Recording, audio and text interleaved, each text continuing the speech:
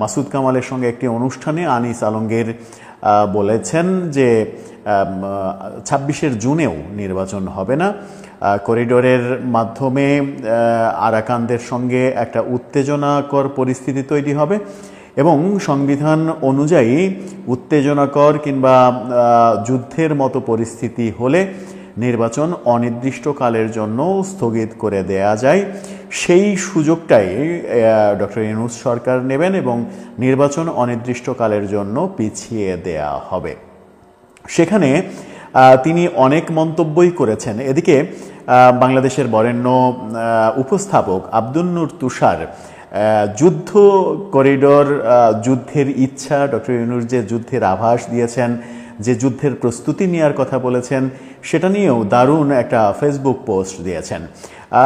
এই ব্যাপারগুলো বিশ্লেষণ করলে যেটা দাঁড়ায় সেটা হচ্ছে যে করিডোর দেয়া অন্তর্বর্তীকালীন সরকারের যদিও কাজ নয়, বিএনপি থেকেও, বিএনপি সহ সব দল, বিএনপি আওয়ামী লীগ সহ সমস্ত দল এই একটি জায়গায় এনসিপি ছাড়া, আবারও বলছি এনসিপি ছাড়া প্রায় সবাই করিডোরের এই ব্যাপারটা বিরোধিতা করেছে এবং সাম্প্রতিক সময়ে এই আলোচনাও হচ্ছে যে এনসিপি আওয়ামী লীগ নিষিদ্ধ করার বিভিন্ন কার্যক্রম সামনে ফোকাস করার চেষ্টা করছে, মানুষ যেন করিডোরের আলোচনা থেকে ডাইভার্ট হয়ে যায়। করিডোর নিয়ে সত্যি সত্যি দেশের সচেতন মহল চিন্তিত, সেই আলোচনাটাই করবে এই ভিডিওতে। থাকবেন পলিটিক্স টিভির নিয়মিত আয়োজনে।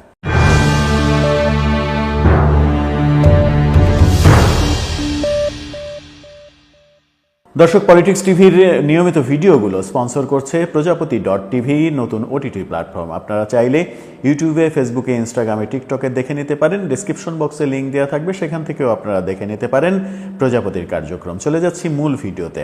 বলছিলাম করিডোরের কথা। করিডোর কেন দেয়া হবে, কেন দেশবাসীকে জানানো হলো না, কেন দেশবাসীকে অন্ধকারে রেখে করিডোরের এই সিদ্ধান্ত নীতিগতভাবে সরকার নিল, এই সরকারের নীতিগত সিদ্ধান্ত নেওয়ার কোনো অধিকার আছে কিনা, এই আলোচনাগুলো চতুর্দিকে হচ্ছে। এদিকে প্রধান উপদেষ্টার প্রেস সচিব তিনি বলেছেন যে এগুলো নিয়ে কারোর সঙ্গে আমাদের কথাই হয়নি, কিন্তু পররাষ্ট্র উপদেষ্টা বলেছেন করিডোর ব্যাপারে আমরা নীতিগত সিদ্ধান্ত নিয়েছি। আবার জাতিসংঘ যেটা বলছে সেটা হচ্ছে যে করিডোর এমন একটা জিনিস যে এক পক্ষ রাজি হলে হবে না, দুই পক্ষকেই সম্মতি দিতে হবে। সুতরাং বাংলাদেশ এবং মায়ানমার দুই পক্ষকেই সম্মতি দিতে হবে। বাংলাদেশ সম্মতি দিয়েছে, মায়ানমার কি এখনও সম্মতি দিয়েছে? মায়ানমার তীব্রভাবে, বরং মায়ানমার থেকে চিঠি এসেছে যে বাংলাদেশ আরাকান বিদ্রোহীদের সঙ্গে যোগাযোগ করছে, এই ব্যাপারটা তারা ভালোভাবে নিচ্ছে না। তার মানে হচ্ছে যে করিডোরকে কেন্দ্র করে, যদি করিডোর দেয়া হয়, করিডোরকে কেন্দ্র করে একটা উত্তেজনাকর পরিস্থিতি তৈরি হবে সীমান্তে, যেখানে আরাকান আর্মি কিংবা মায়ানমারের সামরিক জান্তা যে কোনো একটা পক্ষ আমাদের শত্রু হবে। এই করিডোরকে কেন্দ্র করে আমাদের চীনের সঙ্গে সম্পর্কে ভাটা পড়বে, ভারতের সঙ্গে সম্পর্কে ভাটা পড়বে। সবথেকে গুরুত্বপূর্ণ তো চীন, ভারতকে তো এই সরকার পাত্তাই দিতে চায় না। চীনের সঙ্গে সম্পর্কে ভাটা পড়বে, কারণ চীনের একটা বড় ইনভেস্টমেন্ট রয়েছে মায়ানমারে।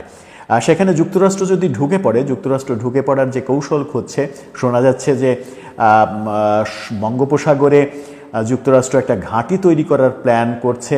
বন্দরগুলো যখন সরকার বিদেশি কোম্পানির কাছে দিয়ে দেওয়ার চিন্তাভাবনা করছে, তখনই সেই ফাঁক দিয়ে যুক্তরাষ্ট্র হয়তো বঙ্গোপসাগরে ঘাঁটি গাড়ার চিন্তাভাবনা করছে, এরকম আলোচনাও রয়েছে। আনিস আলমগীর বলেছেন যে করিডোর দেয়ার, জনগণকে অন্ধকারে রেখে করিডোর দেয়ার কোনো ক্ষমতা কিংবা নীতিগত অধিকার এই সরকারের নেই, এবং তিনি এটাও বলেছেন যে করিডোরকে দেয়ার প্রসঙ্গ আনা হচ্ছে মূলত নির্বাচনকে পিছিয়ে দেওয়ার জন্য। যুদ্ধাবস্থায় সংবিধান অনুযায়ী নির্বাচন পিছিয়ে দেয়া, অনির্দিষ্টকালের জন্য বন্ধ করে দেওয়ার নিয়ম রয়েছে। সেই সুযোগটাই ডক্টর ইউনূসের এই সরকার নেবে এবং তারা তাদের পরিকল্পনা অনুযায়ী 5 বছর ক্ষমতায় থাকতে চায়, সেই কারণেই মূলত এই ব্যাপারটা করা হচ্ছে। আবার আনিস আলমগীর বিএনপির সমালোচনা করে বলেছেন যে সরকারের সঙ্গে মিটিং শেষে মির্জা ফখরুল গণমাধ্যমে বললেন যে তারা অসন্তুষ্ট, বৈঠক ফলপ্রসূ হয়নি। তখনই আমরা ভেবেছিলাম যে বিএনপি এখন এই ব্যাপারে নির্বাচন সহ নানা বিষয়ে সরকারকে চাপে রাখার নতুন পদক্ষেপে যাবে। কিন্তু পরদিনই দেখা গেল যে তারা 360 ডিগ্রি ইউটার্ন নিল। তারা বলল যে ইউনূস সরকারকে তারা সহযোগিতা করেই যাবে। আনিস আলমগীরের মতে বিএনপির রাজনীতি অনেক বড় ধাক্কা খেয়েছে এবং প্রশ্নের সম্মুখীন হয়েছে। সেখানে আগামীতে বিএনপির ক্ষমতায় যেতে অনেক কাঠখড় পোড়াতে হবে, এমনটাও তার ভাষ্য। করিডোর নিয়ে অনেক কথা হচ্ছে, আবার যুদ্ধ নিয়ে অনেক কথা হচ্ছে। প্রধান উপদেষ্টা যুদ্ধের কথা বলেছেন, যুদ্ধের প্রস্তুতি নিয়ে রাখার কথা বলেছেন বিমান বাহিনীর শোডাউন দেখতে গিয়ে। সেখানে যুদ্ধের কথা কেন তিনি বললেন, কার সঙ্গে যুদ্ধ করতে হবে, আমাদের যুদ্ধ করার মতো অবস্থা রয়েছে কিনা। আমরা এর আগে একাধিক ভিডিওতে ভারত পাকিস্তানের সামরিক শক্তি নিয়ে কথা বলেছি, মায়ানমারের সামরিক শক্তি নিয়ে কথা বলেছি। তার কাছে বাংলাদেশ একেবারে শিশু মাত্র। সেটা নিয়েই আব্দুল নূর তুষার খুবই মজার একটা ফেসবুক পোস্ট দিয়েছেন। সেই পোস্টটা আপনারা দেখে নেন।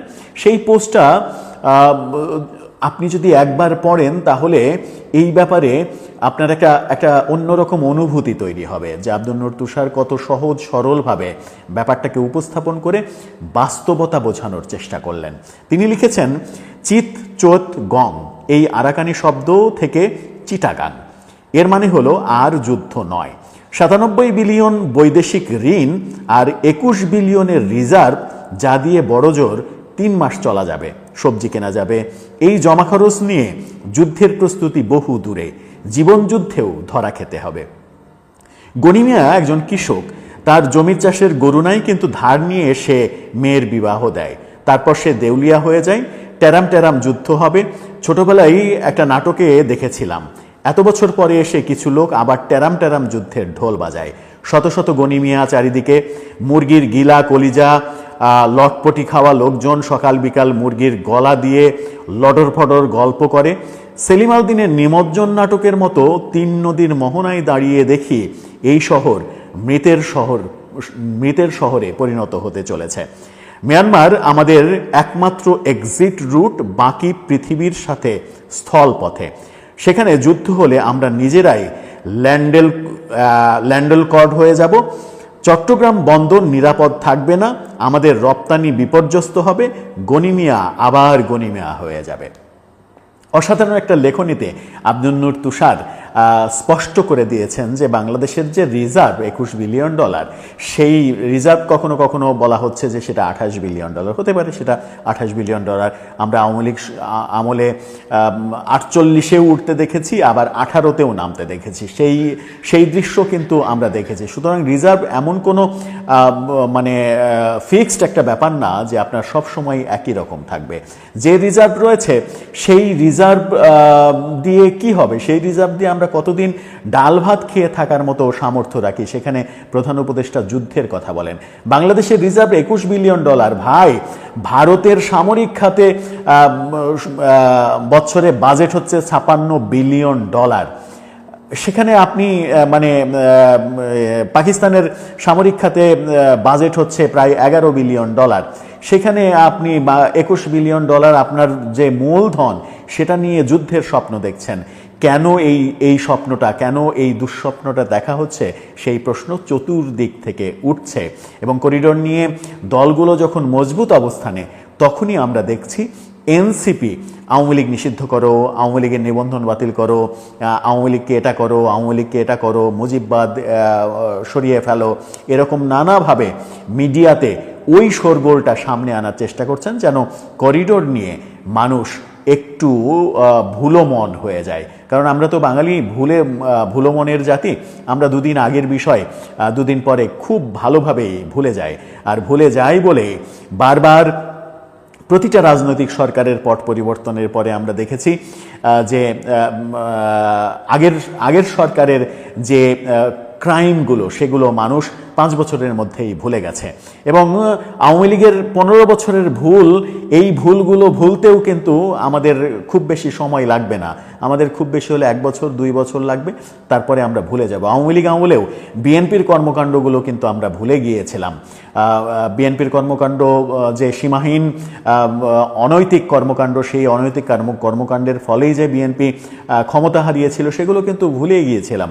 এখন আবার বিএনপি পরিশুদ্ধ রাজনীতির কথা বলছে এবং আওয়ামী লীগ যে অপকর্মগুলো করেছে সেখানে আমরা আওয়ামী লীগকে দূরে সরিয়ে অন্যান্য দলকে কাছে টানার চেষ্টা করছি। কদিন পরে আমরা আওয়ামী লীগের যে অপকর্মগুলো, আওয়ামী লীগের যে ভুলগুলো, সেগুলোও ভুলে যাব। সেই কৌশলই হয়তো সরকারও নিচ্ছে যে শেখ হাসিনা আওয়ামী লীগ নিষিদ্ধ এই ব্যাপারগুলোকে সামনে নিয়ে এসে করিডোরের যে ব্যাপারটা নিয়ে এত সমালোচনা হচ্ছে সেগুলো যেন পিছনে পড়ে যায়, সরকার যেন নিজের মতো করে করিডোর নিয়ে সিদ্ধান্ত নিতে পারে, কিংবা যুদ্ধাবস্থার যে কথা বলা হচ্ছে সেই ব্যাপারে তারা তাদের মতো করে আগাতে পারে। কিন্তু আদৌ আমাদের যুদ্ধ করার ক্ষমতা রয়েছে? আব্দুল নূর তুষারের সেই গনিমিয়ার গল্পের মতো যদি টাকা ধার নিয়ে মেয়ের বিয়ে দিতে হয়, তাহলে সেই সংসারে কতদিন সবজি ভাত জুটবে সেটাও তো একটা বড় বিষয়। এদিকে ভারত কিন্তু একটা বড় সিদ্ধান্ত নিয়ে ফেলেছে। যুদ্ধাবস্থা যখন বিরাজ করছে তখন ভারত তার দেশের সমস্ত খাদ্যপণ্য রপ্তানি বন্ধ করে দিয়েছে। কারণ যুদ্ধ যদি শুরু হয় তাহলে খাদ্যে নিজের স্বনির্ভরতা প্রয়োজন, সেই কারণে তারা খাদ্য রপ্তানি বন্ধ করে দিয়েছে। এমনি আমরা নানা রকমের মুসিবতের মধ্যে রয়েছি। ভারত থেকে খাদ্য না আসতে আমাদের কি অবস্থা হবে সেটাও আমাদের ভেবে দেখতে হবে। সেরকম পরিস্থিতিতে আমরা যুদ্ধের স্বপ্ন দেখছি, করিডোরের দুঃস্বপ্ন দেখছি। সেগুলো থেকে আমার মনে হয় যত দ্রুত সম্ভব ফিরে আসা উচিত, কারণ এতে করে বাংলাদেশের স্বাধীনতা সার্বভৌমত্বের উপরে অন্য ধরনের চাপ আসবে। দর্শক, আপনার মতামত জানিয়ে লিখতে পারেন আমাদের কমেন্ট বক্সে।